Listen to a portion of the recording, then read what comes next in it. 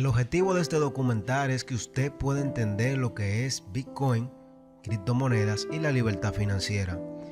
Pero antes, debe conocer exactamente lo que es dinero y de dónde proviene el sistema económico que tenemos hoy en día. Así que busque una tacita de café y póngase cómodo, porque lo que está a punto de escuchar le va a cambiar su punto de vista de lo que es el mundo en el que vivimos hoy en día. También ya en la parte final del video les voy a enseñar cómo pueden ganar sus primeras criptomonedas solamente por compartir este documental en sus redes sociales, Facebook, Twitter, entre otras.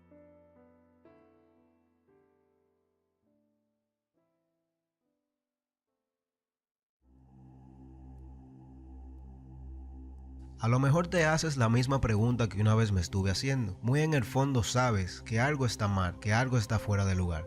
Recuerdo que a finales de mi escuela primaria y entrando a la escuela secundaria, bachiller, me sentía un poco incómodo y pensaba en lo profundo de mi mente que algo no estaba bien, pero nunca, en aquel entonces, pude descubrir lo que estaba pasando. Pasaron los años y pude terminar la escuela secundaria con pésimos grados, cosa que no siempre fue así.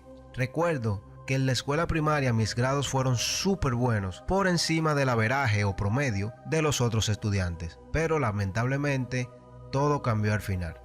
¿Qué pasó? Esta fue una pregunta que pude contestar ya siendo un adulto de 18 años de edad y después de haber leído el famosísimo libro Padre Pobre, Padre Rico de Robert Kiyosaki.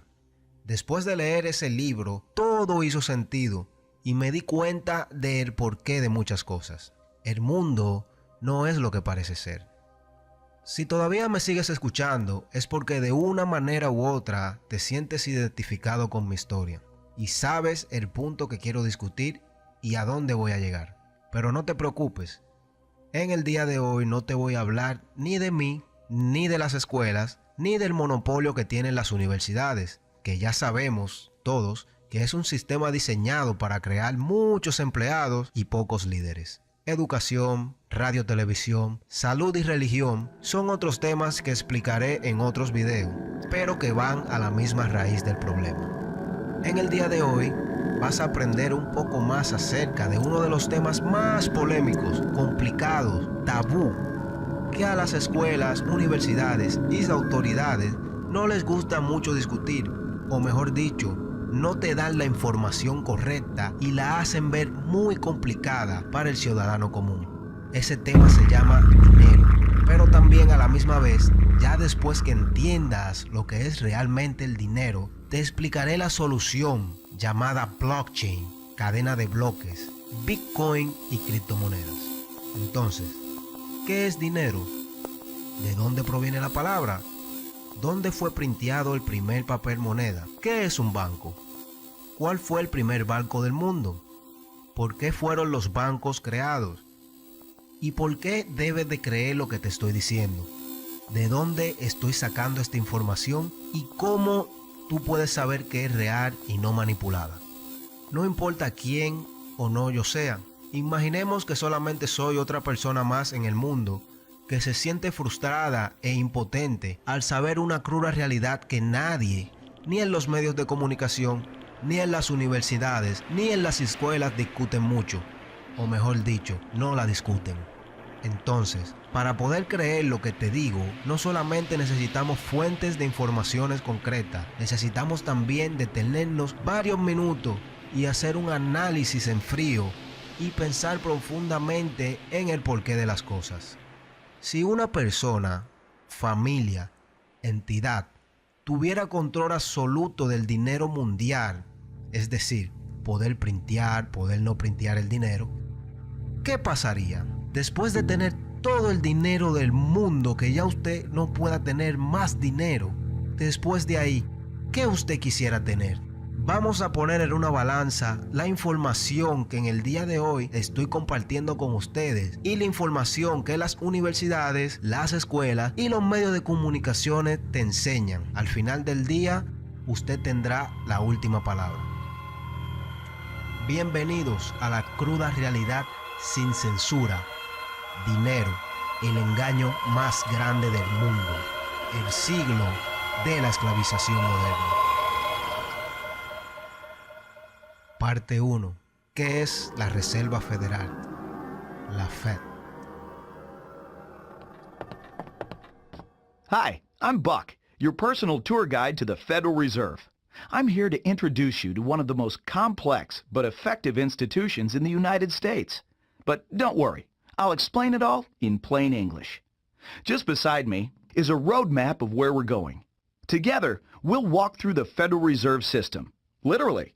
And along the way, I'll show you just what goes on around here and why it's important. By the end of this tour, you too will be able to explain the Federal Reserve in plain English. There is no other agency of government which can overrule actions that we take.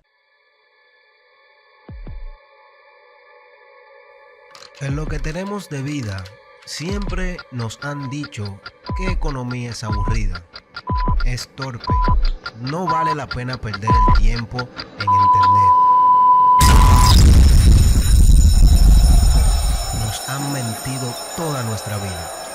Revoluciones, guerras, pobreza. Todo depende de la economía. Y toda la economía depende de un concepto clave: dinero.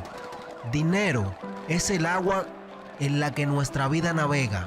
Es tanto así que lo llamamos currency, corriente en inglés. En español, moneda corriente. Fluye alrededor de todos nosotros, nos lleva a borda y ahoga a aquellos que no son cuidadosos. Lo usamos todos los días y casi todo tipo de transacción que hacemos. Nuestra vida entera la pasamos trabajando por él, preocupándonos por él, ahorrándolo, gastándolo, tocándolo. Define nuestro estatus social, compromete nuestros valores. Gente está dispuesta a morir, pelear y matar por él. ¿Pero qué es exactamente? ¿De dónde viene? ¿Cómo es creado? ¿Quién lo controla?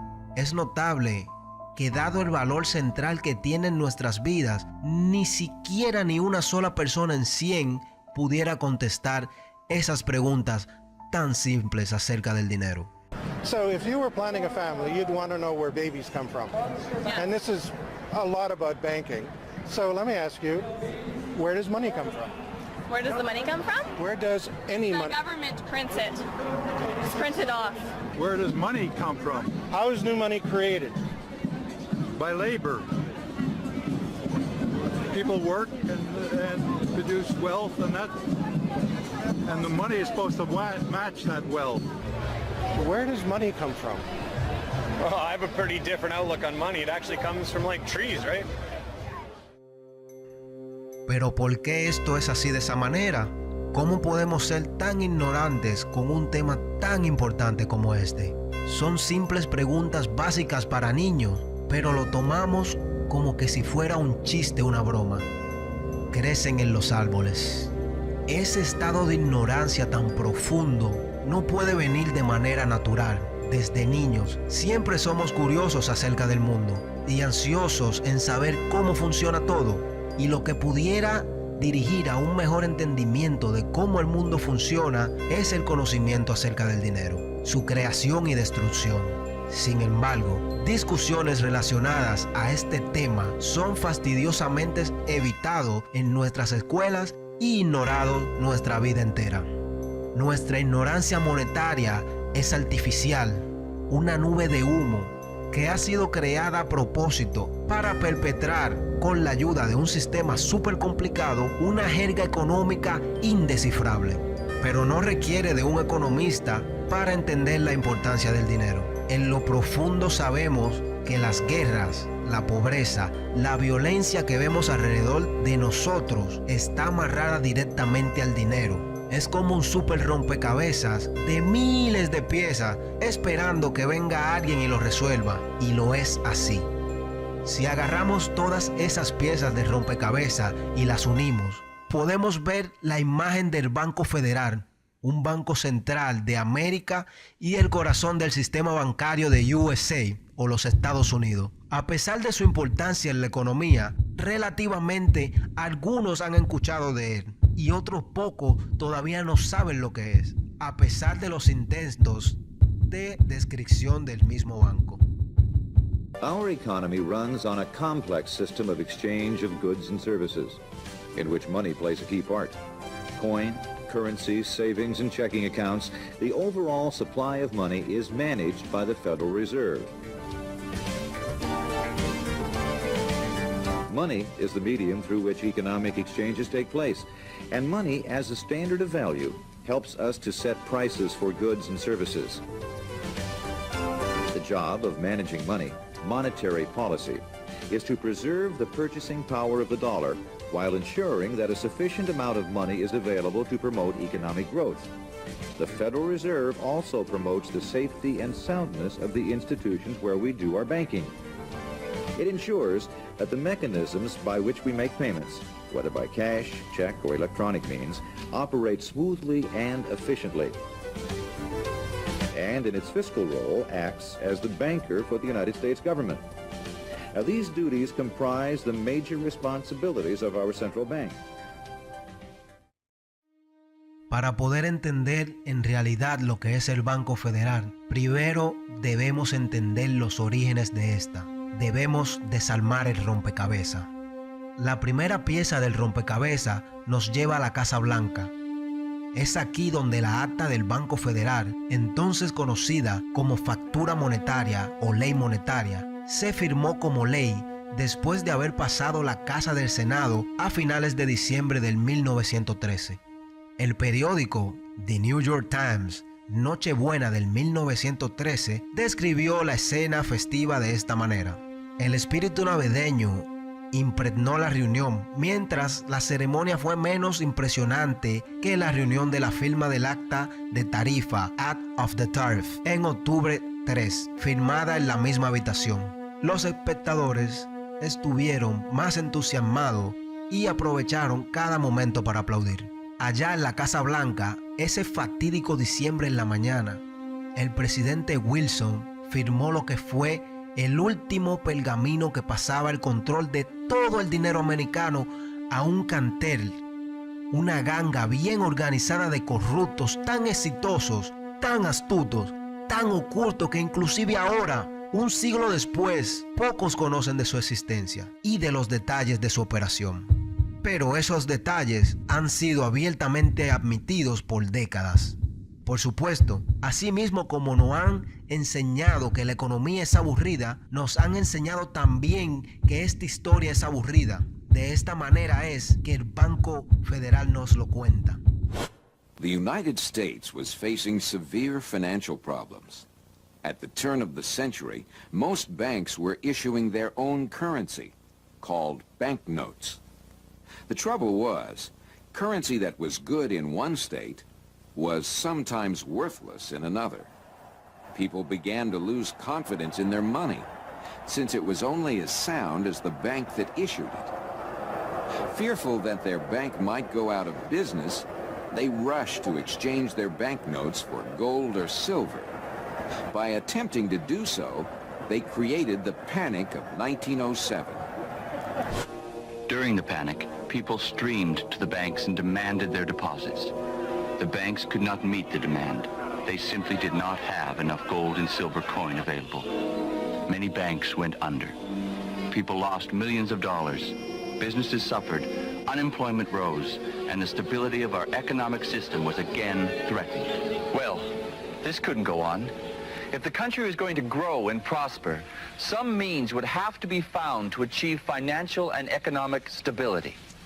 To prevent financial panics like the one in 1907, President Woodrow Wilson signed the Federal Reserve Act into law in 1913. Esta historia es como la cuentan ellos, los vencedores corruptos, una manera simple y mediocre, así parecida a la inversión del hula hoop y el zipper al principio del siglo XX. La realidad es que la historia de la reunión secreta que dio nacimiento a la acta del Banco Federal es tan excitante y tan dramática como cualquier película de Hollywood. Y a lo mejor del caso es que es una realidad. Agarramos la historia adecuadamente en la oscuridad de la noche de un noviembre 22 del 1910. un grupo de los millonarios más poderosos de América habían abordado un tren privado en rumbo a Hoboken, New Jersey. El carro negro que estaba esperando en la estación era del senador Nelson Aldrich, suegro del billonario heredero de la dinastía Rockefeller, John D. Rockefeller Jr., una figura central en lo que era el Comité de Finanzas del Senado, donde supervisaba las pólizas monetarias de la nación. Junto con él esa misma mañana estaba su secretario privado, Shelton, y el quien es el élite financiero del sistema bancario de la nación, A. Piatt Andrew, el asistente secretario del Tesoro, Frank Bartlett, presidente del Banco de la Ciudad de Nueva York, Henry P. Davidson, socio mayoritario de la compañía JP Morgan, Benjamin Strong Jr., un asociado de JP Morgan y el presidente de la firma de banqueros Cole y Paul Warburg, heredero de la familia bancaria Warburg y yerno de Solomon Lowe de la famosa firma de inversiones Kuhn, Lowe & Company. Ya le habían dicho a estos hombres que llegaran uno a uno después del atardecer para así de esa manera llamar menos la atención. Claro, hacer esto en secreto era tan importante para este grupo que ni siquiera usaron sus apellidos, solamente sus nombres en el transcurso del viaje para así de esa manera mantener su identidad lo más oculta posible de su sirviente y del equipo que lo esperaba. El movimiento descuidado de cualquiera de ellos pudiera haber llamado la atención de la voraz prensa de Nueva York, que en aquel entonces, especialmente en esos tiempos de reforma monetaria y bancaria, estos eran vistos como punto clave de la nación. Una reunión de todos estos magnates hubiera sido la super noticia del momento, y así lo fue. El destino, la isla Jekyll, en la costa de Georgia, hogar del prestigioso club de la isla Jekyll, quienes miembros eran los Morgans, los Rockefellers, los Warburgs, los Rothschilds. Su propósito, Davidson dijo a los intrépidos reporteros del periódico local que se habían percatado de la reunión, que se iban de cacería de patos, pero la realidad era que iban a preparar la reforma del sistema bancario de la nación en secreto. G. Edward Griffin, quien es el autor de uno de los libros más vendidos, La criatura de la isla Jekyll, dice de esta manera. What happened is that the banks decided that since there was going to be legislation anyway to control their industry, that they wouldn't just sit back and wait and see what happened and cross their fingers that it would be okay.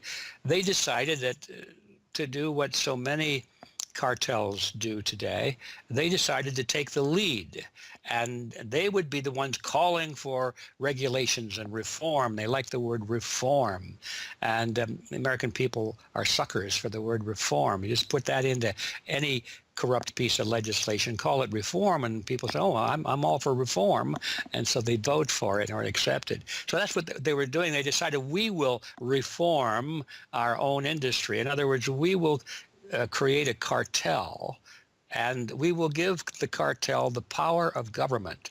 We'll take our cartel agreement so that we can self-regulate to our advantage, and we'll call it the Federal Reserve Act.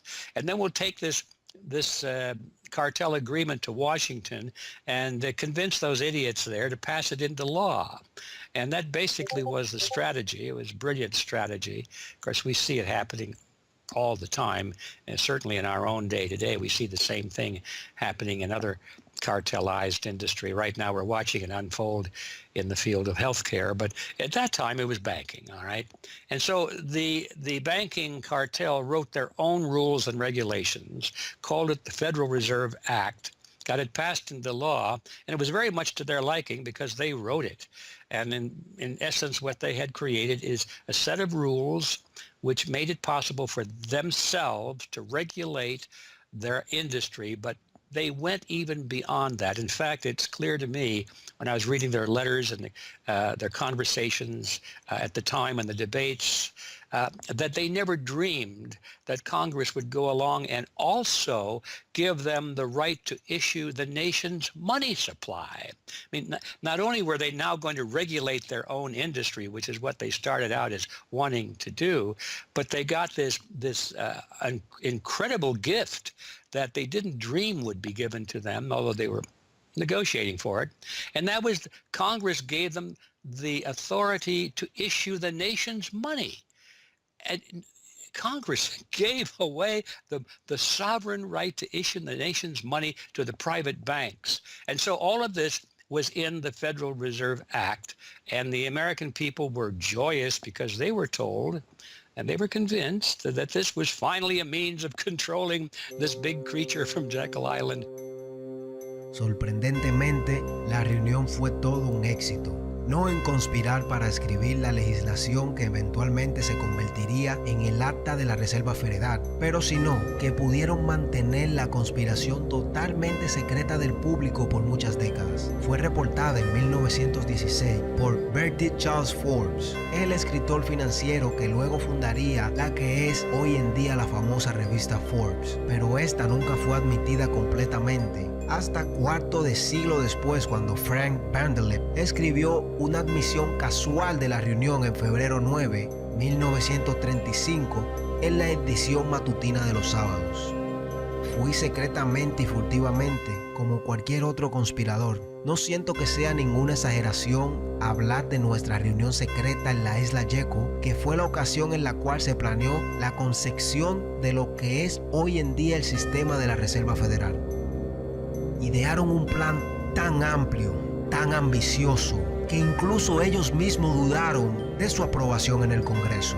Vanderlip lo puso de esta manera: el descubrimiento de nuestro plan, sabíamos que simplemente no debe pasar, o todo nuestro esfuerzo hubiesen sido en vano. Si hubiese sido expuesto públicamente que nuestro grupo tuvo una reunión en particular en donde se escribió una ley bancaria, esa ley nunca hubiera tenido chance de haber pasado la aprobación del Congreso. Pero entonces, ¿qué exactamente este grupo de conspiradores idearon en esa reunión de la isla Jekyll? Un plan para un sistema bancario central en el cual los dueños del mismo serían estos magnates. Un sistema que organizaría todos los bancos de la nación en un cartel privado cuyo propósito sería el dominio y control de la distribución del dinero. Después de 9 días de reunión, estos banqueros regresaron a sus respectivas oficinas contentos de lo que ya habían logrado.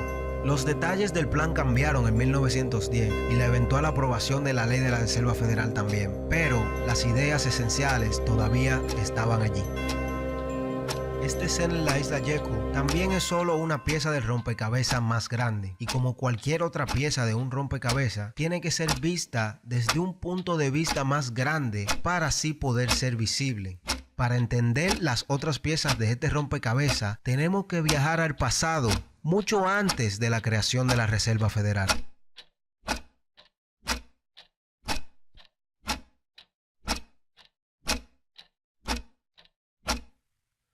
Todo empieza a principios del siglo XVII en Europa, el 9º año de la furiosa guerra que se está ejecutando en todo el continente. Luis XIV de Francia se encuentra opuesto a gran parte del resto del continente por sus reivindicaciones territoriales y dinásticas. El rey William III de Inglaterra, devastado por la feroz guerra naval, compromete a su corte para reconstruir la naval de Inglaterra. Pero hay un problema: dinero. Los fondos del gobierno han sido totalmente consumidos por la guerra y el crédito del rey William se ha agotado. Banquero escocés William Paterson tiene una propuesta de formar una gran compañía para así de esa manera prestarle 1 millón de libras al gobierno al 6% de interés más 5.000 de impuestos de manejo, con el derecho de una nota emitida. Para el año 1694 la idea ya ha sido ligeramente revisada: un préstamo de 1.2 millones de libras al 8% más 4.000 de gastos de manejo, pero como quiera se dio. El enorme Banco de Inglaterra entonces fue creado. El nombre es una mentira cuidadosamente construida, diseñada para aparentar ser una entidad del gobierno, pero no lo es. Es un banco privado que le pertenece a inversionistas privados con beneficios privados, con el permiso del rey, que les permite a la misma vez printear el dinero público basado en nada, el cual después él mismo se distribuye a las masas. Lo que pasó aquí con el nacimiento del Banco de Inglaterra en el año 1694 es la creación de una plantilla o esquema que fue copiado de país en país alrededor de todo el mundo. Un banco privado con el control de poder printear dinero y prestarlo con interés al gobierno. Dinero que es printeado de la nada. Y la joya de la corona para los banqueros internacionales que crearon este tipo de sistema, el cual hoy en día es la casa de todo el poder económico del mundo, mejor conocida como los Estados Unidos. En muchos aspectos importantes, la historia de los Estados Unidos es la historia de la lucha del pueblo estadounidense contra los banqueros que desean controlar su dinero. En la década de 1780, con las colonias todavía luchando por la independencia en contra de la corona, los banqueros obtendrán su deseo. En 1781, los Estados Unidos están en crisis financiera. El Continental, moneda de papel emitida por el Congreso Continental para pagar la guerra, se ha derrumbado por la falsificación excesiva y la falsificación británica. Desesperado por encontrar una manera de financiar las etapas finales de la guerra, el Congreso se dirige a Robert Morris, un comerciante de la navegación rico que fue investigado por la especulación de la guerra solo 2 años antes. Ahora, como superintendente de finanzas de los Estados Unidos de 1781 a 1784, es considerado como el hombre más poderoso en América junto al general Washington.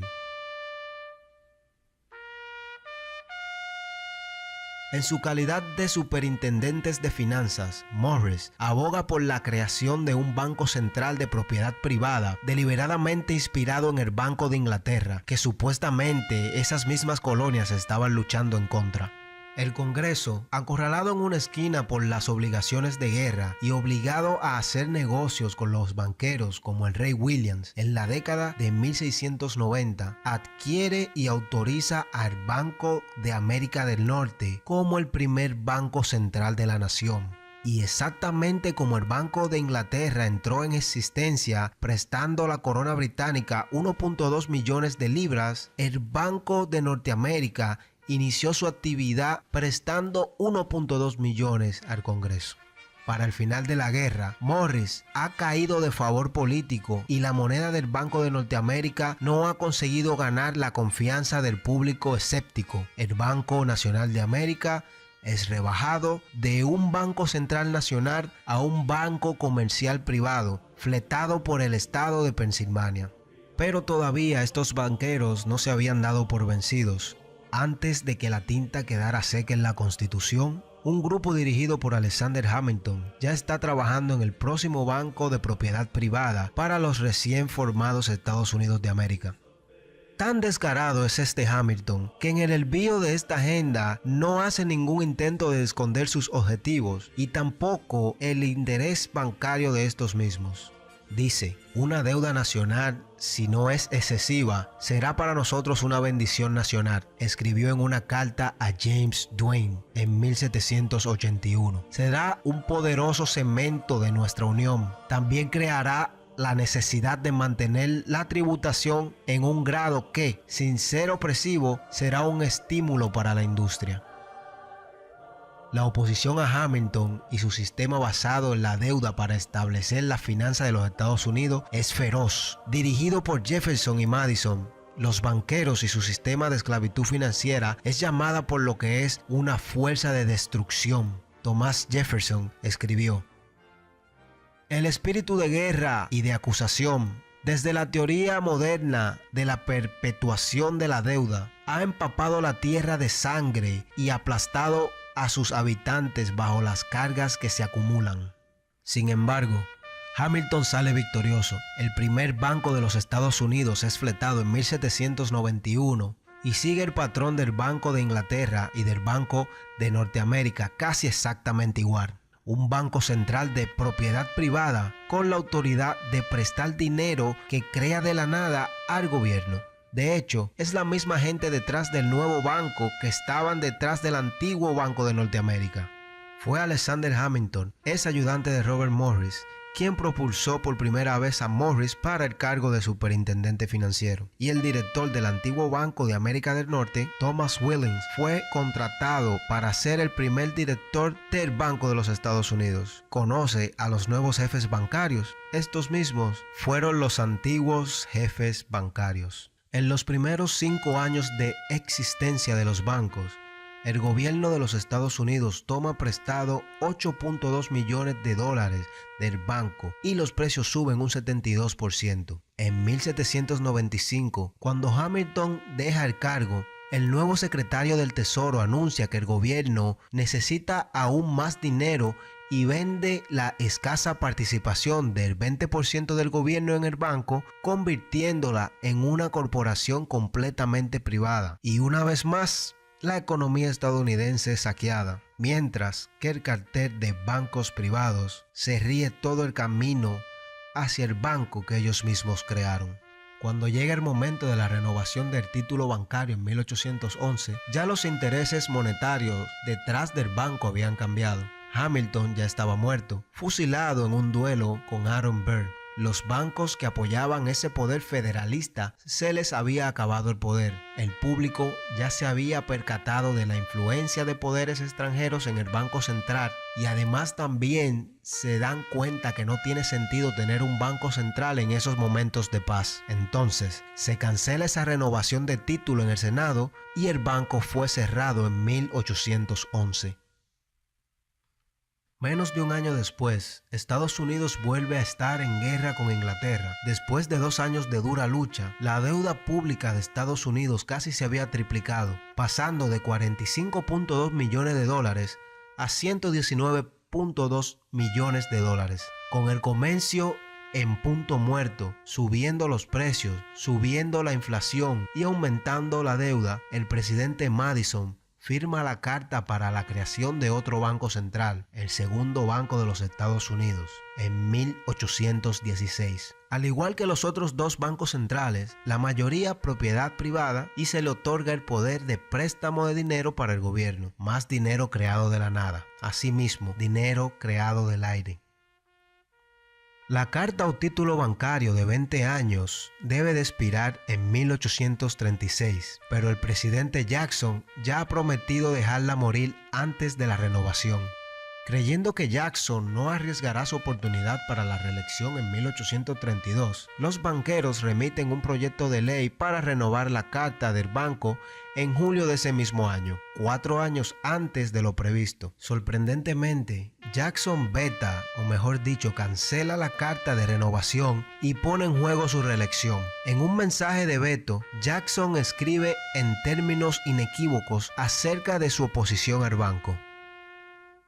Cualquier interés o influencia, ya sea pública o privada, ha dado a luz a este acto. No puede encontrarse los deseos o necesidades del Departamento Ejecutivo por el cual la acción presente se es considerada prematura y las facultades conferidas a su agente no solo innecesarias, pero peligrosas para el gobierno y el país. Es de lamentar que los ricos y poderosos muchas veces doblen los actos del gobierno a sus propósitos egoístas. Si no ponemos de inmediato en justicia a los intereses conferidos por la legislación improcedente, hacer a nuestro gobierno lo que debería hacer, podemos al menos tomar posición contra todas las nuevas concesiones de monopolios y privilegios exclusivos, contra toda prostitución de nuestro gobierno al adelanto de los pocos a expensas de los muchos, y a favor de un compromiso y una reforma gradual en nuestro código de leyes y sistema de economía política. La gente se fue del lado de Jackson y es reelegido con el eslogan Jackson sin bancos. El presidente hace bien su promesa. En 1833 anuncia que el gobierno dejará de usar el banco y pagará su deuda. Los banqueros toman represalia en 1834, provocando una crisis financiera y tratando de culpar a Jackson, pero no sirve de nada. El 8 de enero de 1835, el presidente Jackson logra pagar la deuda por primera vez y única en la historia de los Estados Unidos. La cadena de la deuda de los banqueros es eliminada. En 1836, la segunda carta del Banco de los Estados Unidos expira y el banco pierde su condición de banco central. Son 77 años de que los banqueros puedan recuperar la joya en su corona, pero no es por falta de intentarlo. Inmediatamente después de la muerte del banco, los oligarcas bancarios de Inglaterra reaccionan por con Trading Trade, contrato de intercambio, removiendo capital de los Estados Unidos, exigiendo el pago en monedas fuertes para todas las exportaciones. Las monedas fuertes eran oro, plata, entre otras. Y el endurecimiento de crédito. Esto da lugar a una crisis financiera conocida como el pánico de 1837. Y una vez más, la campaña de Jackson para matar al banco es culpada de la crisis. A lo largo de finales del siglo XIX, Estados Unidos se ve sacudido por un gran pánico que ha sido especulado salvajemente por los bancarios. Al amanecer del siglo XX, el grueso del dinero en la economía estadounidense se ha centralizado en manos de una pequeña camarilla de magnates industriales, cada uno con un pequeño monopolio en cada sector económico. Ahí los Astors en bienes raíces, los Carnegies y los Schwartz en el acero, los Harrimans, Stanfords y Bardi Mills en ferrocarriles, los Mellons y los Rockefellers en petróleo. Como todas estas familias comienzan a consolidar su fortuna, se gravitan naturalmente para el sector bancario y en esta capacidad forman una red de intereses e instituciones financieras que se centraban en gran parte alrededor de un hombre o scion bancario y banquero central informal debido a la falta de bancos, John Pierpont Morgan. John Pierpont Morgan, o Pierpont, como él prefiere ser llamado o prefirió ser llamado, nace en Hartford, Connecticut, en 1837, hijo de Junius Spencer Morgan, un exitoso banquero y financiero. Morgan monta los caballos de su padre en el negocio bancario en 1871 y se asoció en su propia firma, la empresa que eventualmente se convertiría en J.P. Morgan Company. Es Morgan quien financia el ferrocarril central de Nueva York de Cornelius Vanderbilt. Es Morgan quien financia el lanzamiento de casi todas las grandes corporaciones del periodo, desde AT&T a General Electric hasta General Motors y DuPont.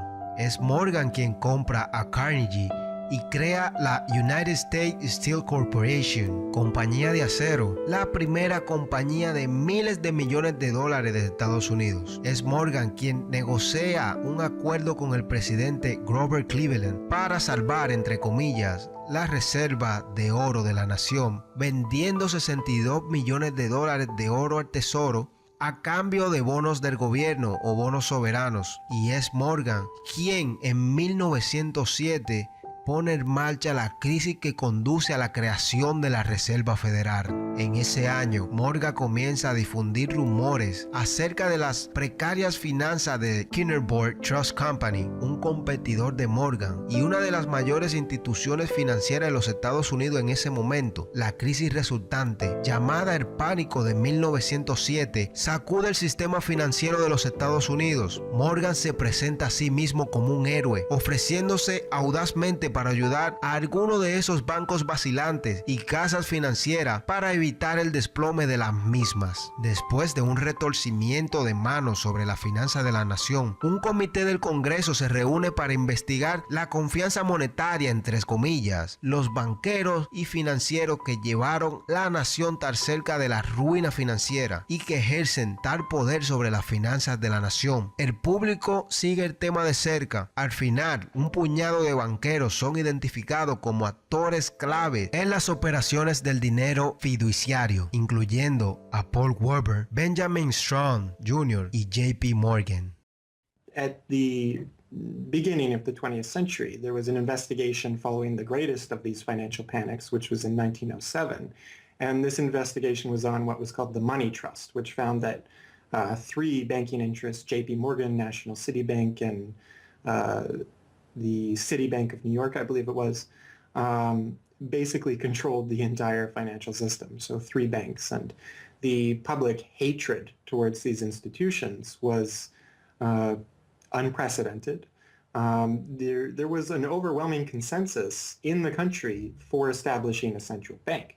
But there were many different interests in pushing this, and everyone had sort of their own specific purpose behind advocating for a central bank.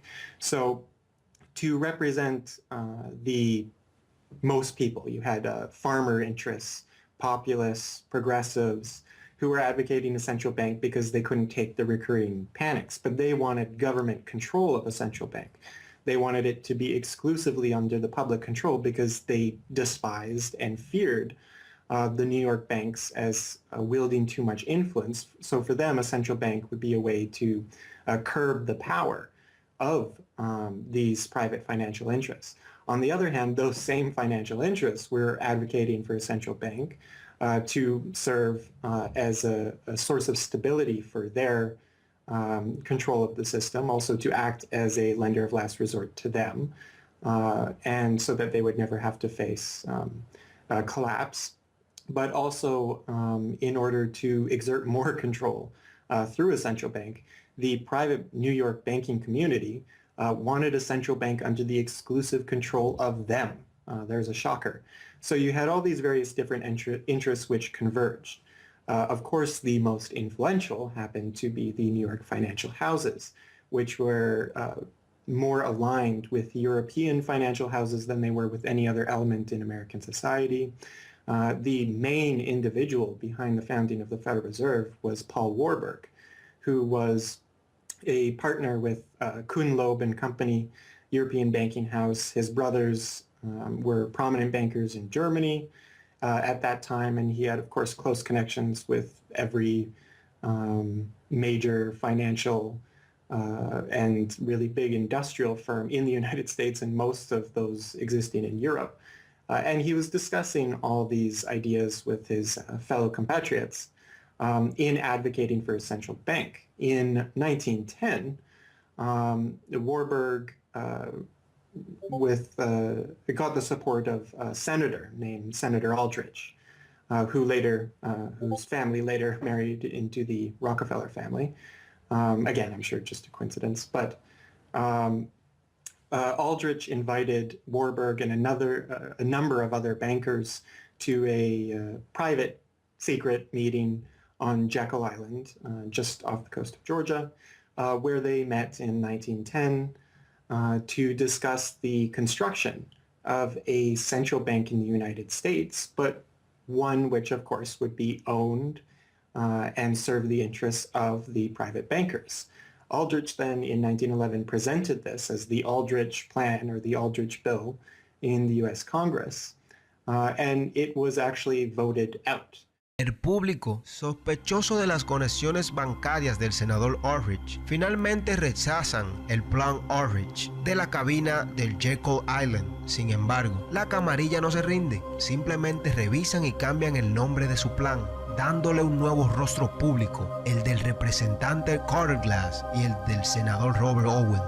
Al final, el movimiento de dinero fiduciario que estaba detrás del pánico de 1907 utiliza la indignación del público contra ellos para completar su consolidación del control sobre el sistema bancario. La recién ley es renombrada el Acta de la Reserva Federal, la Fed, el 23 de diciembre y comienza su operación el próximo año.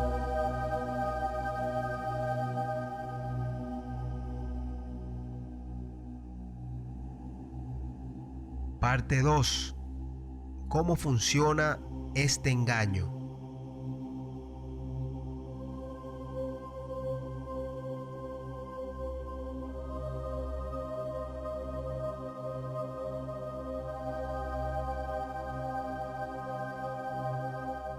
Entonces, ¿cómo funciona el sistema de la Reserva Federal? ¿Qué hace? ¿Quién la posee y la controla? Estas son las preguntas básicas que llegarían al corazón de la pregunta fundamental. ¿Qué es el dinero? Y por eso la respuesta a estas preguntas ha estado envuelta en una jerga económica impenetrable. Incluso la propia propaganda educativa de la Reserva Federal, que tiene una tendencia hacia la animación cursi, tiene un tiempo difícil de resumir la misión de la Fed y las responsabilidades de esta. Según lo que dice la Fed, to achieve these goals, the Fed, then and now, combines centralized national authority through the Board of Governors, remember that on the map, with a healthy dose of regional independence through the reserve banks.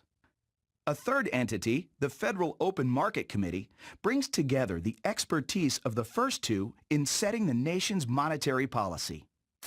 ¿A quién exactamente todo este cuento de hadas para niños está dirigido?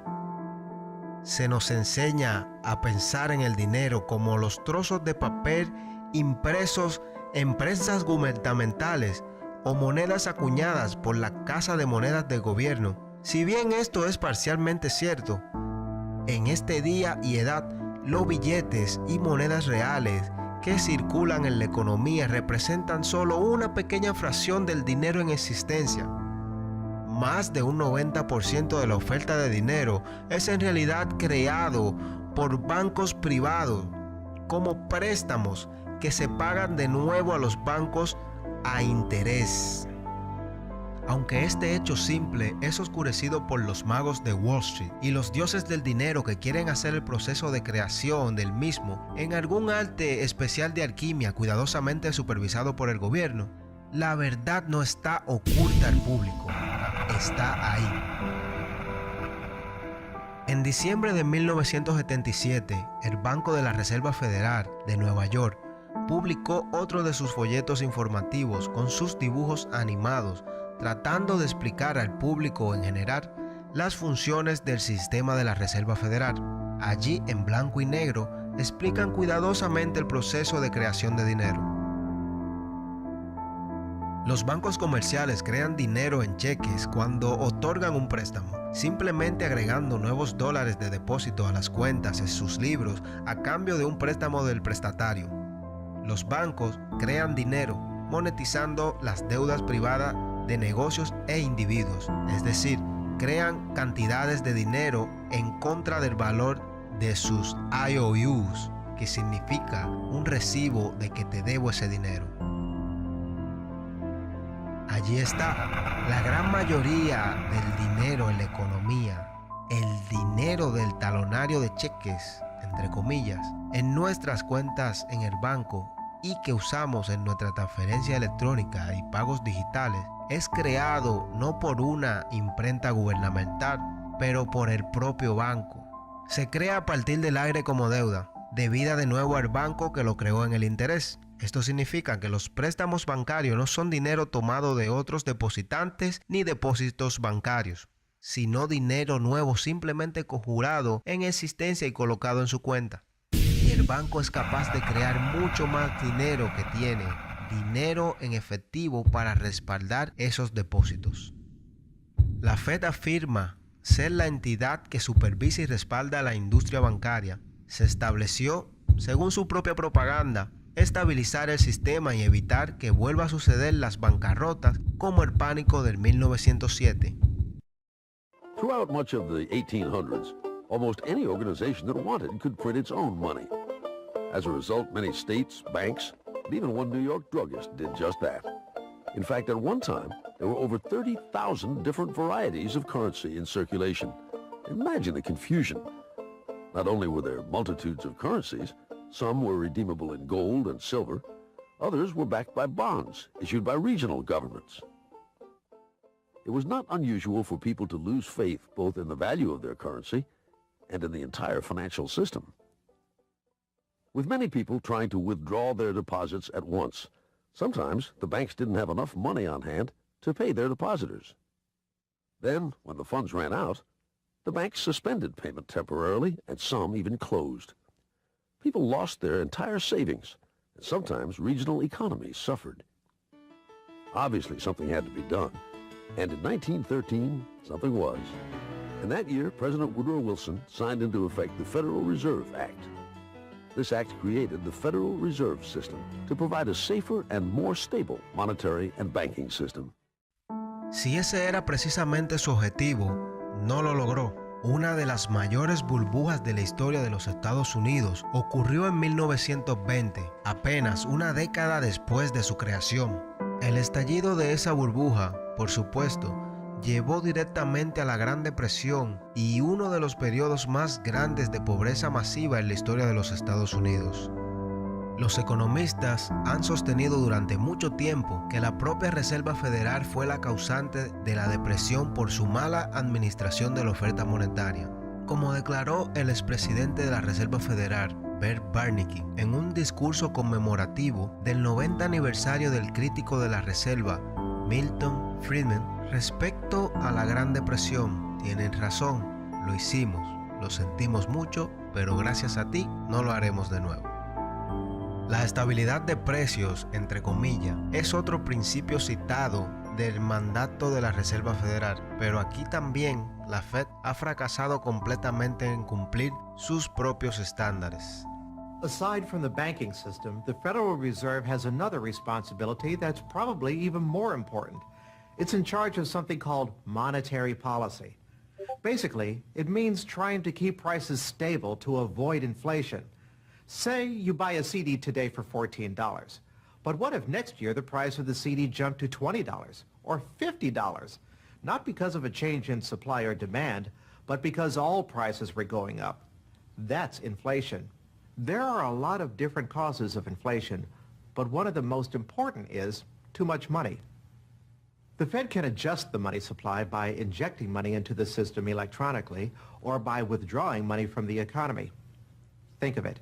The Federal Reserve has the ability to create money and make it disappear. What's most important is what happens as a result. Anytime the supply of money is altered, the effects are felt throughout the economy. The Fed's methods have changed over time to take advantage of the latest computers and electronics, but its mission remains the same, to aim for stable prices, full employment, and a growing economy. 100 years ago, in 1913, the Fed was created, and we've marked it with a vertical line there. Consumer prices now are about 30 times higher than they were when the Fed was created in 1913. El papel moneda también es responsabilidad de la Reserva Federal. Por lo tanto, los dólares en circulación no son billetes del Tesoro ni billetes de crédito, sino billetes de la Reserva Federal. Notas de deuda respaldada en última instancia por la propia promesa del gobierno de pagar sus bonos soberanos, entre comillas, garantizados por los propios contribuyentes. En un momento dado, los bancos de la Reserva Federal estaban legalmente obligados a mantener grandes cantidades de oros en reserva para respaldar estos billetes, pero ese requisito fue abandonado y hoy el dinero está respaldado principalmente por títulos públicos. La Fed ya no guarda oro en sus libros, sino certificados de oro emitidos por la tesorería y no valorados al precio al contado de 1.300 por onza troyana, sino un precio estatutario arbitrariamente fijado de $42, 2 entre 9 por onza.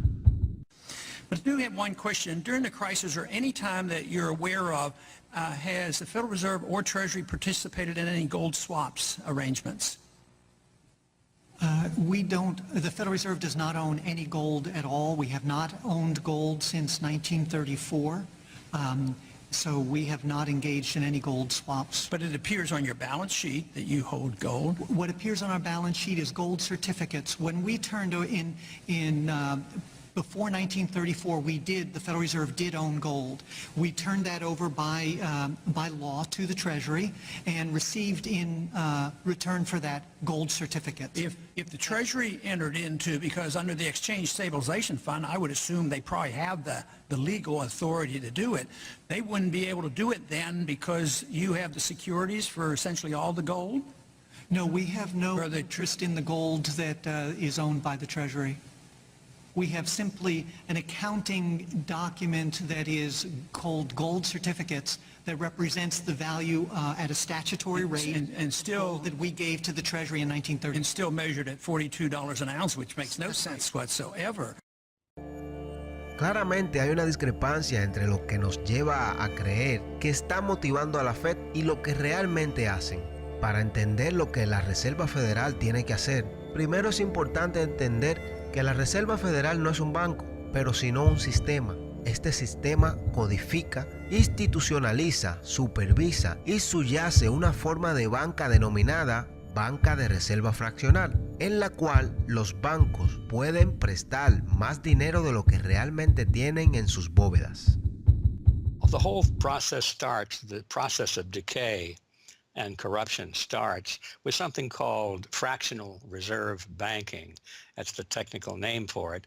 And what that really means is that as the banking institution developed over several centuries, starting, of course, in Europe, it developed the practice of legalizing a certain dishonest accounting procedure. In other words, in the very, very beginning, if you want to go all the way back, people would bring their gold or silver to the banks for safekeeping. And they say, give us a paper receipt. And we don't want to guard our silver and our gold because, you know, people could come in the middle of the night and they could kill us or tie us up and threaten us, and they'll get our gold and silver. So we can't really guard it. We'll take it to the bank and have them guard it. And we just want a paper receipt so that we can take the receipt back and get our gold anytime we want. And so in the beginning, you know, money was receipt money. They could then, instead of changing or exchanging the gold coins, they could exchange the receipts, and people would accept the receipts just as well as the gold, knowing they could get the gold. And so these paper receipts being circulated were, in essence, the very first examples of paper money. Well, the banks learned early on that game that here they were sitting on this pile of gold and all these paper receipts out there. People weren't bringing the receipts in anymore. Very few of them, maybe 5%, maybe 7% of the people would bring in their paper receipts and ask for the gold. So they said, why don't we just sort of give more receipts out than we have gold? They'll never know because we only are asked at the best 7% of it, so we can create more receipts for gold than we have, and we can collect interest on that because we'll loan that into the economy and we'll charge interest on this money that we don't really have. And it's a pretty good gimmick, don't you think? And they, well, yeah, of course. And so that's how fractional reserve banking started. And now it's institutionalized, and they teach it in school. No one ever questions the integrity of it or the ethics of it. They say, well, that's the way banking works. And isn't it wonderful that we now have this flexible currency and we have prosperity and all of this sort of thing? So it all starts with this concept of fractional reserve banking. The trouble is with that is it works most of the time, but every once in a while, there are a few ripples that come along that are a little bit bigger than the other ripples, and maybe one of them is a wave, and more than 7% will come in and ask for their gold. Maybe 20% will come in, or 30%. And well, now the banks are embarrassed because the fraud is exposed. They say, well, we don't have your gold. What do you mean you don't have my gold? I gave it to you and put it on deposit, and you said you'd safeguard it. Well, we don't have it. We loaned it out. So then the word gets out, and everybody and their uncle comes and lines up for their gold. And of course, they don't have it, and the banks are closed. They have bank holidays, and the banks are embarrassed. They go out of business. People lose their savings, and you have these terrible banking crashes that were ricocheting all around the world prior to this time. And that's what caused the concern. One of the things that caused the concern of the American people, they didn't want that anymore. They wanted to put a stop to that. And that was the whole purpose, supposedly, of the Federal Reserve System, was to put a stop to that. But since the people who designed the plan to put a stop to it were the very ones who were doing it in the first place, you can not be surprised that their solution was not a very good one insofar as the American people were concerned. Their solution was to expand it, not to control it, but to expand it. See, prior to that time, this little game of fractional reserve banking was localized at the state level. Each state was doing its own little fractional reserve banking system. Each state, in essence, had its own Federal Reserve. Central banks were authorized by state law to do this sort of thing, and that was causing all this problem. And so the Federal Reserve came along and said, well, no, we're not going to do this at the state level anymore because look at all the problem it's causing. We're going to consolidate it all together, and we're going to do it at the national level. La clave del sistema, por supuesto, es quién controla este increíble poder para regular, entre comillas, la economía, estableciendo requisitos de reserva y centrándose en las tasas de interés. La respuesta a esta pregunta también se ha ocultado deliberadamente. El sistema de la Reserva Federal es una mezcla deliberadamente confusa de intereses públicos y privados, bancos de reserva, juntas y comités, centralizados en Washington y dispersos por los Estados Unidos. So you have the Federal Reserve Board in Washington, appointed by the president. That's the only part of this system that is directly dependent upon the government for input. That's the federal part. that the government, the president specifically, gets to choose a few select governors.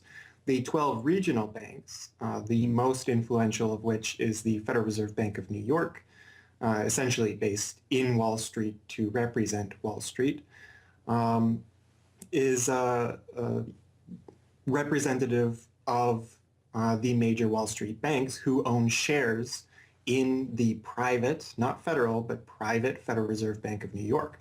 All the other regional banks are also private banks. They vary according to how much influence they wield, but the Kansas City Fed is influential, the St. Louis Fed, the Dallas Fed. But the New York Fed is really the center of this system. And precisely because it represents the Wall Street banks who appoint the leadership of the New York Fed. So the New York Fed has a lot of public power, but no public accountability. It has no oversight. It does not answer to Congress the way that the chairman of the Federal Reserve Board of Governors does. And even then, the chairman of the Federal Reserve Board, who is appointed by the president, does not answer to the president. He does not answer to Congress. He goes to Congress to testify, but the policy that they set is independent. So they have no input from the government. The government can't tell them what to do, legally speaking. And of course, they don't. Do you think it would cause problems for the Fed or for the economy if that legislation was to pass? My concern about the legislation is that if the GAO is auditing not only the operational aspects of our programs and the details of the programs, but is making judgments about our policy decisions, that would effectively be a takeover of monetary policy by the Congress, a repudiation of the independence of the Federal Reserve, which would be highly destructive to the stability of the financial system, the dollar, and our national economic situation. The Federal Open Market Committee is responsible for setting interest rates. Now, this committee, which is enormously powerful, has as its membership the governor and vice chair of the Federal Reserve Board. But the Federal Open Market Committee, most of the membership is the presidents of the regional Federal Reserve banks representing private interests. So they have significant input into setting the interest rates. Interest rates are not set by a public body, they're set by private financial and corporate interests.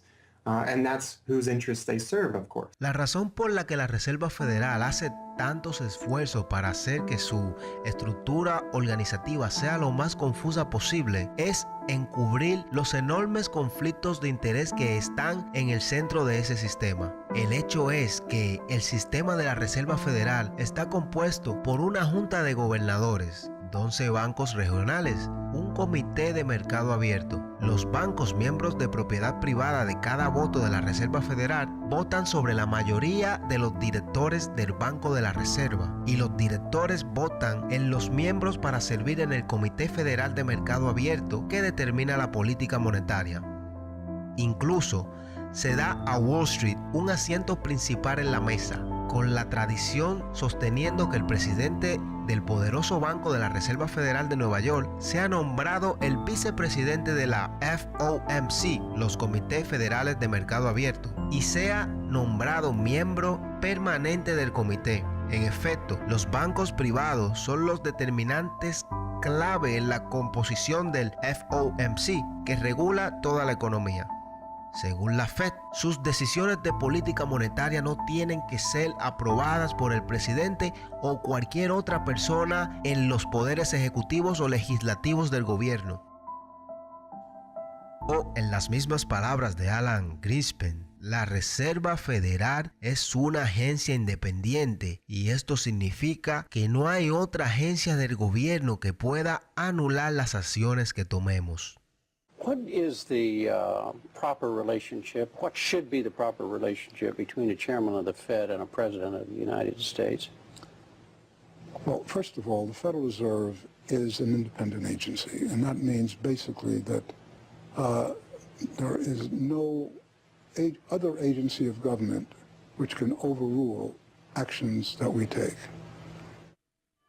La Fed continúa en sí misma la mitologización para afirmar que no es una institución privada y lucrativa. Esta caracterización es, en el mejor de los casos, deshonesta y en el peor de los casos, una mentira absoluta. Los bancos regionales son ellos mismos corporaciones privadas, como se señala en un fallo de la Corte Suprema de 1928. Instrumentalidades como los bancos nacionales o los bancos de las reservas federales, en los que hay intereses privados, no son departamentos del gobierno, son corporaciones privadas en las que el gobierno tiene interés. Este punto es incluso admitido por el propio asesor de la Reserva Federal. Our regulations do specify overall terms for the lending, but the day-to-day operation of the banking activities are conducted by the Federal Reserve banks. They are banks, and indeed they do lend, and they do interact they're their with own depositors. agency then, essentially, They are not in that agencies, regard. yes. They're not agencies, Your Honor. They're persons under FOIA. Each Federal Reserve Bank, the stock is owned by the member banks in the district, 100% privately held. They have private boards of directors. Majority of those boards are appointed by the independent banks, private banks in the district. They are not agencies. Estas corporaciones privadas emiten acciones que están en manos de los miembros que conforman el sistema, convirtiendo a los bancarios en los últimos propietarios de los bancos de la Reserva Federal. Aunque las ganancias de la Fed son devueltas al Tesoro cada año, las acciones de los bancos miembros de la Fed les ganan un 6% de dividendo. Según la Fed, la naturaleza fija de estos rendimientos significa que no se mantienen con fines de lucro. A pesar de la naturaleza deshonesta de esta descripción, es importante entender que los banqueros que poseen la Reserva Federal, de hecho, no hacen su dinero directamente de la Reserva Federal. En cambio, los beneficios son mucho menos obvios y mucho más insidiosos. La forma más sencilla de entender esto es que, como lo demuestra un siglo de historia y el ejemplo específico de la última crisis financiera, la Fed fue utilizada como un vehículo para rescatar a los miembros banqueros que poseen los bancos de la Fed, en el ejemplo más obvio de conciliación fascista inimaginable. Have enriched themselves as a result of institutional speculation on a large scale, as well as manipulation of the market. And secondly, what they have done is that they have then gone to their governments and said, well, we are now in a very difficult situation and you need to lend us, you need to give us money so that we can retain the stability of the financial system. And who actually lends the money or brokers the public debt? The same financial institutions which are the recipients of the bailout, okay? And so what you have is a circular process. It's a diabolical process. You're lending money, you're not lending money. You're handing money to the large financial institutions, and then this is leading up to a mounting public debt in the trillions, okay? And then you say to the financial institutions, we need to establish a new set of treasury bills and government bonds, etc., which of course are sold to the public, but they are always brokered through the financial institutions, which establish their viability and so on and so forth. And the financial institutions will probably buy part of this public debt. So that in effect what the government is doing is financing its own indebtedness through the bailouts. It hands money to the banks, but to hand the money to the banks, it becomes indebted to those same financial institutions, and then it says, well, we now have to emit large amounts of public debt. Please, can you help us? And then the banks will say, well, your books are not quite in order. And then the government will say, well, obviously they're not in order because we've just handed you $1.4 trillion of bailout money, and we're now in a very difficult situation, so we need to borrow money from the people who are, in fact, the recipients of the bailout. So this is really what we're dealing with. We're dealing with a circular process. La crisis del 2008 y subsiguientes rescates bancarios son simplemente los ejemplos más recientes y descarados de los conflictos fundamentales de interés en el corazón del sistema bancario central privado de los Estados Unidos. Cabe mencionar que después de esta crisis se crea el Bitcoin. Comenzando con el colapso de Lehman Bros. Septiembre de ese año, la Reserva Federal se embarcó en un programa sin precedente de rescate y servicios especiales de cero interés para los mismos bancos que habían causado la crisis de la hipoteca en primer lugar. Por la cartelización de la estructura de la Reserva Federal y por lo tanto no por accidente, fueron los mismos presidentes que habían supervisado las prácticas crediticias de sus bancos que terminaron en las posiciones de directores de los bancos de la Reserva Federal que votaron dónde dirigir los billones de dólares en dinero de rescate y, como era de esperar, los dirigieron hacia sus propios bancos. Un impresionante informe de la Oficina de Responsabilidad del Gobierno de 2011 examinó 16 trillones de servicios de rescates extendidos por la Fed a raíz de la crisis y expuso numerosos ejemplos de flagrantes conflictos de interés. Jeffrey Immelt, director ejecutivo de General Electric, actuó como director en el Consejo de la Reserva Federal en Nueva York, al mismo tiempo que la Fed proporcionó 16 millones de dólares de financiamiento a General Electric. Por su parte, el presidente ejecutivo de JP Morgan Chase, Jamie Dimon, también fue miembro de la Junta Directiva de la Fed de Nueva York durante el periodo que vio 391 mil millones en préstamos de emergencia de la Fed dirigidos a su propio banco. En total, los miembros de la Junta Directiva de la Reserva Federal estaban vinculados a 4 billones de dólares en préstamos a sus propios bancos. Estos fondos no fueron utilizados simplemente para mantener estos bancos a flote, pero en realidad para devolver a estos bancos conectados a la Fed un periodo de ganancia récord en el mismo periodo que el trabajador promedio vio disminuir sus salarios reales y la economía en la calle desplomada. Entonces el presidente de la Reserva Federal, Ben Bernanke, se enfrentó a estos conflictos de interés por el senador Bernie Sanders. Sanders, tras la publicación del informe de la GAO en junio de 2012, dice de esta manera: This is not something the Federal Reserve created. This is in the statute. Congress in the Federal Reserve Act said this is the governance of the Federal Reserve, and more specifically that bankers would be on the board. And 6 out of 9. Sorry? 6 out of 9 in the regional banks are come from the banking industry. That's correct. And that is in the law. And right. I'll answer your question, though. The answer to your question is that Congress set this up. We have tried. I think we've made it into something useful and valuable. We do get information from it. But if Congress wants to change it, of course, we will work with you to find alternatives. Bernanke tiene toda la razón. Estos conflictos son, de hecho, en parte de la propia institución, una característica estructural de la Fed que fue respaldada en la ley de la Reserva Federal hace más de 100 años por los banqueros que conspiraron para cartelizar la oferta de dinero de la nación. Esta es una razón más por la cual la Reserva Federal debe de ser eliminada.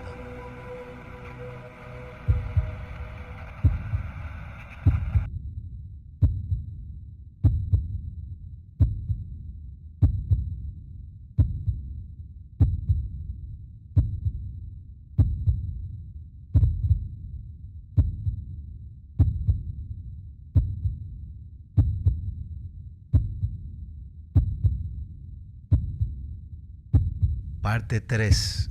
Acabar con la Fed.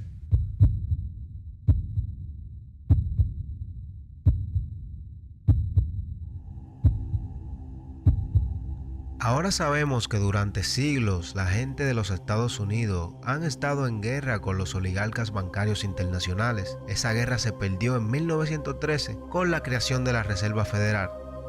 Con la aprobación de la Ley de Reserva Federal, el presidente Woodrow Wilson condenó a la población estadounidense a un siglo en el que la oferta monetaria misma dependió de los caprichos de la cabala bancaria. Un siglo de auges y bustos, burbujas y depresiones ha llevado a una redistribución mayorista de la riqueza hacia aquellos que están en lo más alto del sistema.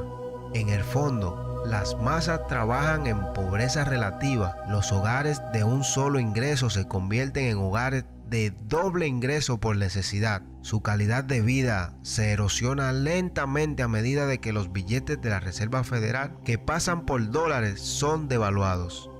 Peor aún, el fraude mismo perpetúa el persistente mito de Alexander Hamilton de que una deuda nacional es necesaria en lo absoluto. Estados Unidos está ahora encerrado en un sistema mediante el cual el gobierno emite bonos para generar los fondos para sus operaciones, los bonos que están respaldados por la tributación de la mano de obra del público. Los perpetradores de este fraude, mientras tanto, permanecen en las sombras, ignorados en gran parte por el público en general, que podría reconocer instantáneamente al último galán de Hollywood o a Idol of Pop, pero no tienen ni idea de lo que hace el jefe de Goldman Sachs, ni la Reserva Federal de Nueva York, ni tampoco quiénes son. Esta cabala no obedece ninguna nacionalidad, ni filosofía, ni credo, ni código de ética. Ni siquiera están motivados por la codicia, sino por el poder que el control de la oferta de dinero inevitablemente trae consigo. After a person has all the money in the world that you could possibly use to buy anything you want, what's left to capture your imagination? And the answer, of course, is power. Power over people. Now, money is power over people, but there's another power over people as well, and that is the political power, the social power. And I think this has now become the dominant driving force of these people. They've already got the money. They've got it locked down. Now they're striving for this new world order, as their name for it. They want all of the world into one political unit, which they dominate, not only with money, but with military and psychological means and education and media and propaganda. They want total control over every human on the planet. And by golly, they're moving pretty rapidly in that direction. No tardó mucho tiempo en despertar su deseo de poder. En 1921, apenas 7 años después de que la Fed comenzó a operar, la misma élite bancaria conectada a JP Morgan que fundó la Reserva Federal incorporó una organización llamada el Consejo de Relaciones Exteriores con el objetivo de hacerse cargo del aparato de política exterior de los Estados Unidos, el Departamento de Estado. Aunque hoy en día solo hay 4,000 miembros en la organización, su número de miembros incluye 21 secretarios de defensa, 18 secretarios del Tesoro, 18 secretarios de Estado, 16 directores de la CIA y muchos otros altos funcionarios gubernamentales, oficiales militares, élites empresariales y por supuesto los banqueros. El primer director del CFR fue John W. Davis, abogado personal de JP Morgan y millonario por derecho propio.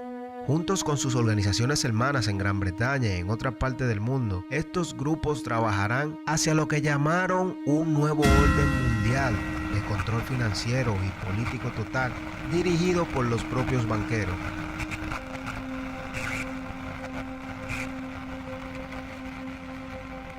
Los poderes del capitalismo financiero tenían un objetivo de largo alcance, nada menos que crear un sistema mundial de control financiero en manos privadas capaz de dominar el sistema político de cada país y la economía del mundo en conjunto. Este sistema debía ser controlado de manera feudal por los bancos centrales del mundo, actuando de concierto mediante acuerdos secretos alcanzados en frecuentes reuniones y conferencias privadas. La meta del sistema sería el Banco de Pagos Internacionales de Basilia, Suiza, un banco privado controlado por los bancos centrales del mundo, que eran ellos mismos corporaciones privadas. Es por eso que los banqueros y sus socios en el gobierno y los negocios conspiraron para provocar la crisis del 2008, no por la búsqueda del dinero, sino por el poder. De la misma manera que los banqueros usaron el pánico de 1907 para consolidar su control sobre la oferta monetaria, esperan utilizar la crisis del 2008 y los pánicos subsiguientes que ellos mismos han creado para consolidar su control político. Global financial crisis has been expanded from G7 to G20 because the leading 7 developed countries cannot solve the crisis alone. This expanded meeting raises the question whether a new global financial system will be created. So is this some sort of a new world order, which Gordon Brown kind of alluded to? British Prime Minister Gordon Brown has described the quote-unquote guiding principles to be addressed at the summit. They are transparency, sound banking, responsibility, integrity, and get this, global governance, unquote.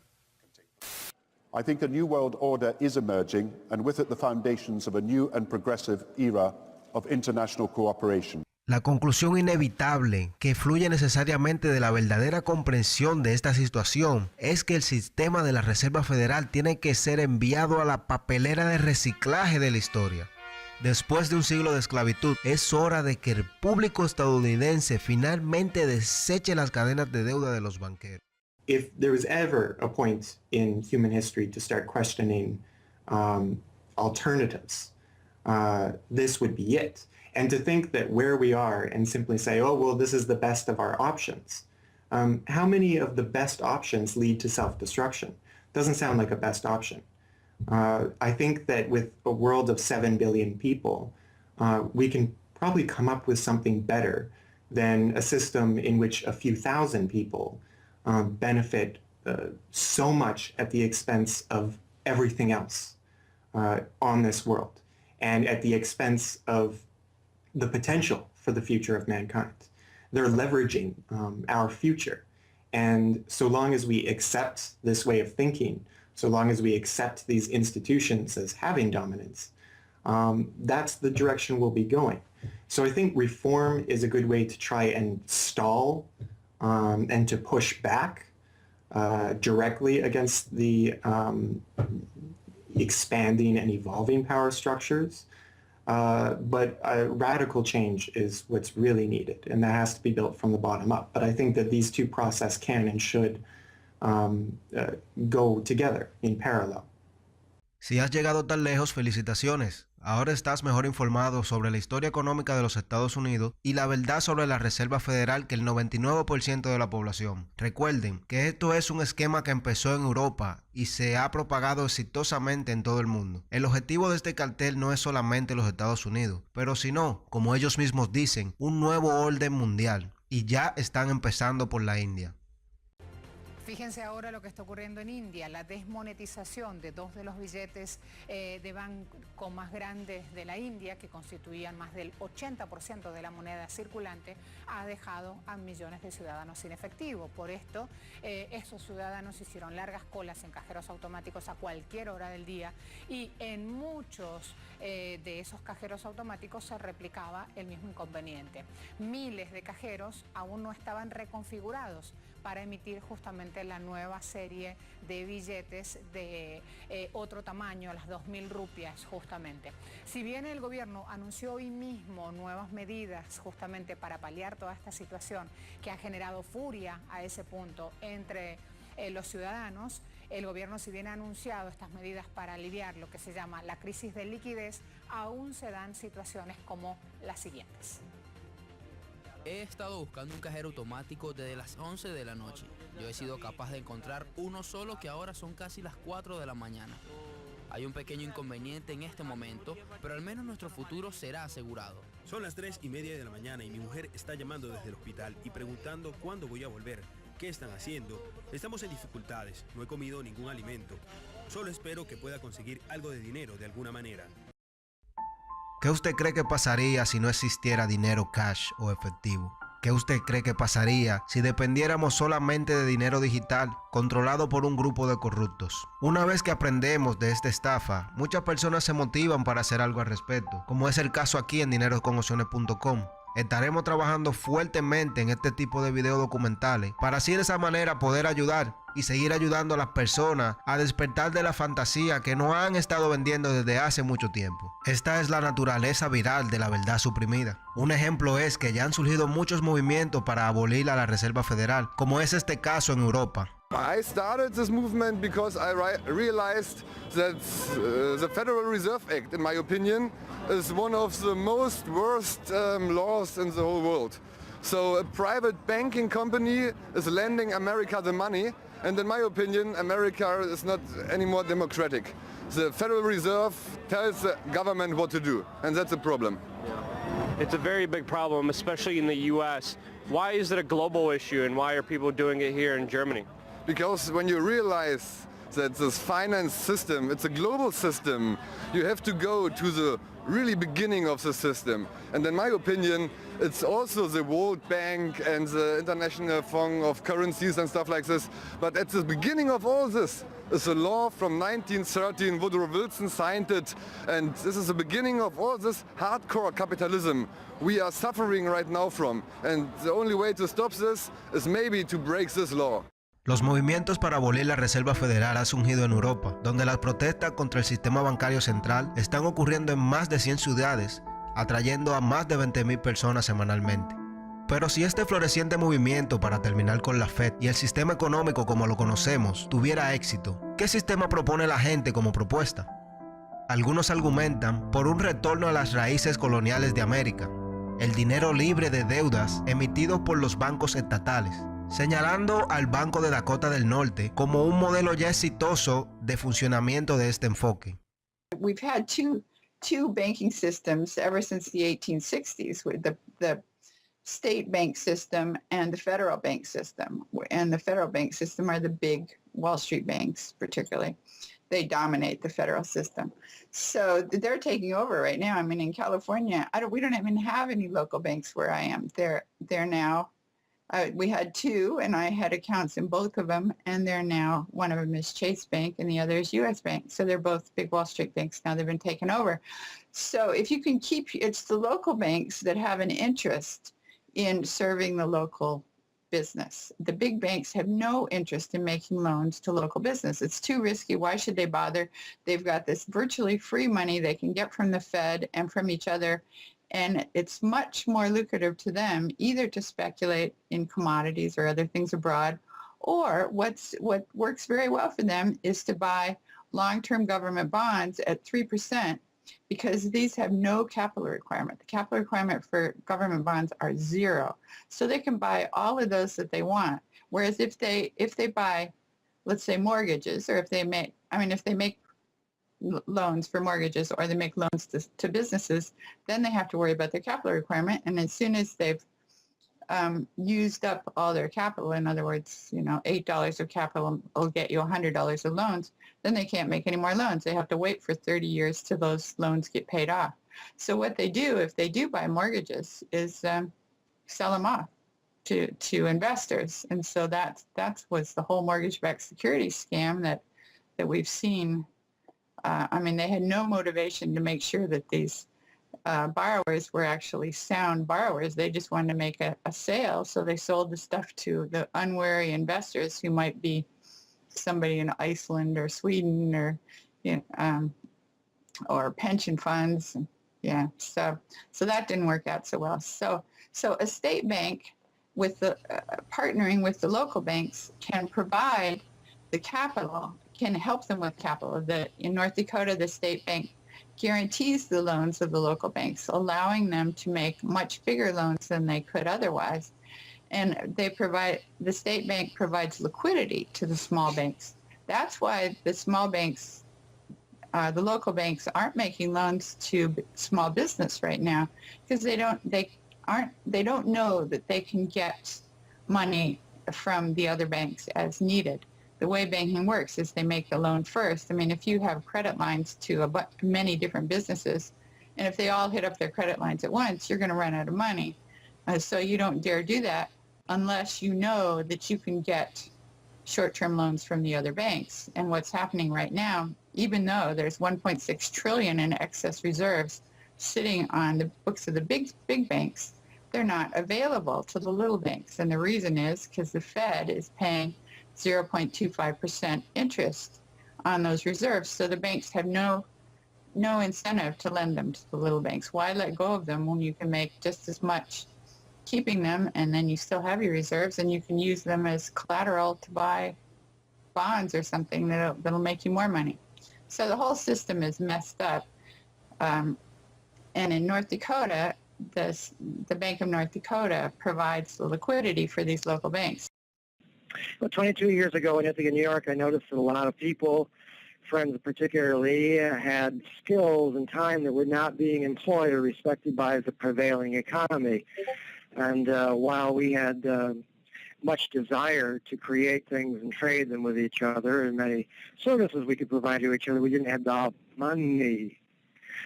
So, since I have a background in graphic design, journalism, and arrogance, I went to my computer and designed paper money for Ithaca, New York. Designed pretty colorful money, with pictures of children, waterfalls, and trolley cars, and denominated in hours of labor. 1 hour note, half hour, quarter, eighth hour note, 2 hour note, and then began to issue to each of the pioneer traders who had agreed to be listed in the directory a specific starter amount. And the game began. An hour has been worth an hour of basic labor, or 10 US dollars, which at that time, 20 years ago, was double the minimum wage.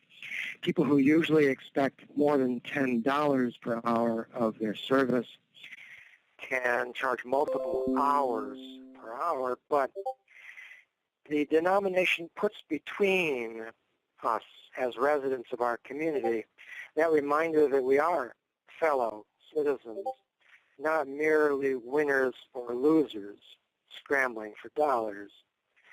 And it introduces us to each other on the basis of these skills and services that we have, that we are more proud to provide for each other than often is the case with a conventional job, just the stuff we have to do to get the money to pay the bills.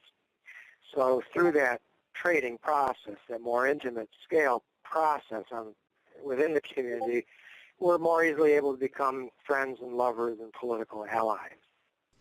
It's an inspiring story, and tell people about how much money has circulated through this community. I mean, it's important for people to understand just how successful this has been.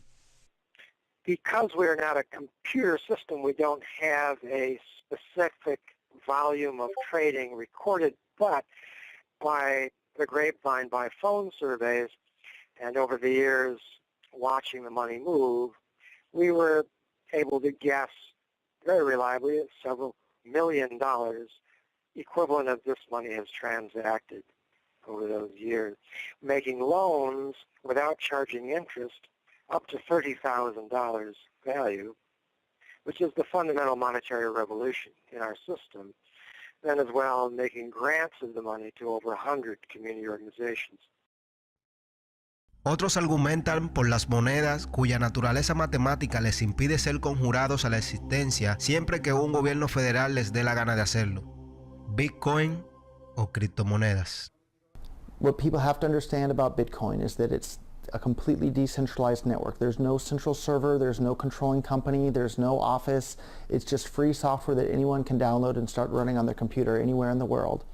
And that the Bitcoins themselves can be transferred to or from anyone, anywhere in the world. And it's impossible for any bank or government or entity to block you from sending or receiving those Bitcoins.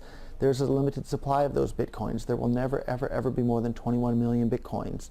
And so because, like everything, the price is set based on supply and demand, because the supply of Bitcoins is limited and the demand is increasing as more and more people start to use them and more websites start to accept them, the price of Bitcoins in terms of dollars is going to have to increase even a lot more than the $500 per Bitcoin that it is today.